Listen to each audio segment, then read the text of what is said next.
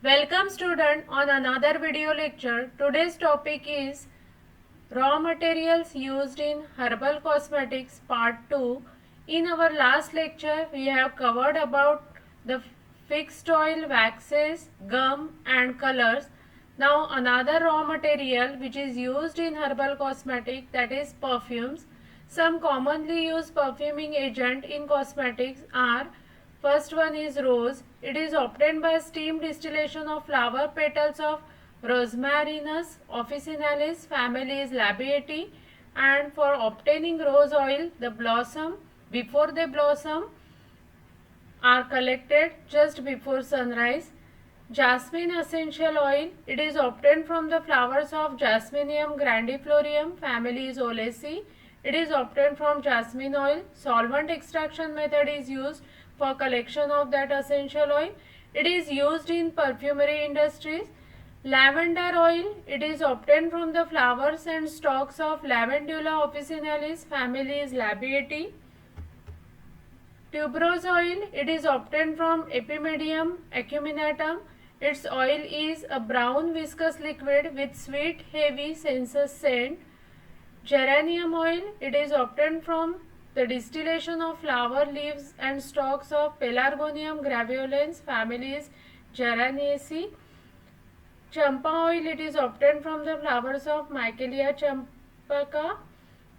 Cinnamon oil, which is obtained from different parts of cinnamon tree, that is leaves, bark, root of Cinnamon xylenicum, family is Lauraceae. The oil obtained from the bark is of utmost value and has warm, spicy and sweet character. Now, skin whitening agent or bleaching agent, these are used to lighten the skin in conditions like melasma and post-inflammatory hyperpigmentation. They suppress melanin production either through competitive inhibition of melanogenesis. Melanogenesis is the production of melanin in specialized cells known as melanocytes, and they are responsible for determination of color of skin, hair and eyes. And the enzyme which is required for melanogenesis is tyrosinase. So first is by competitive inhibition of that enzyme, that is tyrosinase, or inhibition of maturation of this enzyme, or inhibition of transport of pigment granules, melanin pigments, from melanocytes to surrounding keratinocytes. Keratinocytes are the cells of epidermis, which is the outer layer of skin. So there are different mechanisms by which it will inhibit the melanin production, and thus it will give skin lightening effect. Drugs which causes tyrosinase inhibition, that includes citrus fruit peel, and phytoconstituent is 3, 4, 5, 6, 7, 8, hexamethoxyflavone, aloe vera, allosine, C-glycosylated chromone, logan seeds, corylagin, gallic acid, elagic acid, elaichi tannins are the phytoconstituents which are present in logan seed. Tyrosinase inhibition as well as pigmentation inhibition is shown by following natural compound. Drug include grape seeds which contain phytoconstituent oligomeric proanthocyanidins, piperlongum, piperlonguminin, punica gratum which contains elagic acid. Now the agents which causes inhibition of melanogenesis, enzyme tyrosinase, or inhibition of maturation of this enzyme, that drug include grape seed, and phytoconstituent is resveratrol, aloe, allosine, pearberry, cranberry, blueberry, and the phytoconstituent is arbutin. Now the protective agents or antioxidants in skincare product. Free radicals are highly reactive molecules with an odd number of electrons that are generated from oxygen.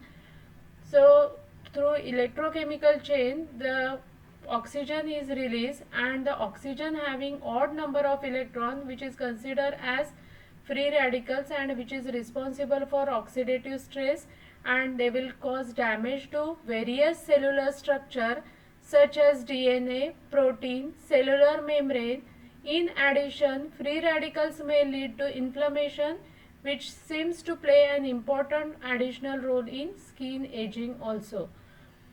The body possesses endogenous defense mechanisms such as antioxidative enzymes. So this oxidative stress, to fight with that oxidative stress, the body is having defense mechanism, that is antioxidative enzyme, superoxide dismutase catalase, glutathione peroxidase, and non-enzymatic antioxidative molecules such as vitamin E, vitamin C, glutathione, ubiquinone, that is protecting it from free radicals either by reducing the free radicals or by neutralizing with them.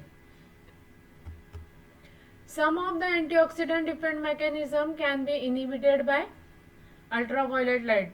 So though we are having a defense mechanism, antioxidative defense mechanism, but that mechanism is inhibited by ultraviolet light, and also the natural aging process, that is endogenous defense mechanism, decrease the production of reactive decrease and the production of reactive oxygen species is increased and resulting in accelerated skin aging. Hence, some topical application of antioxidant may neutralize some of the resulting free radicals and prevent the sign of skin aging. In addition to their antioxidant activity, most of them possess numerous other properties like wound healing property, anti-inflammatory property, anti-cancer property, and due to which these antioxidants are added in herbal formulations or herbal cosmetics, so that it will give its antioxidant activity as well as wound healing in anti-inflammatory properties. At present, topical antioxidants are marketed to prevent aging, UV-induced skin damage, as well as to treat wrinkles and erythema. Erythema means redness of skin due to inflammation. And for topically administered antioxidant to be effective in preventing skin aging, there must be couple of considerations should be taken while formulating these cosmetic or herbal formulations. First one is product stabilization is crucial because antioxidants are very unstable and they may become oxidized and inactive before reaching the target, or they must be properly absorbed to the skin. So before reaching to the target, they should be stable. They are, because they are very unstable in nature, they should remain stable so as they will be properly absorbed to the skin and they will reach to the tissue where it is needed in its active form and remain there long enough to exert the desired effect. Following are the antioxidants in skin cosmetics.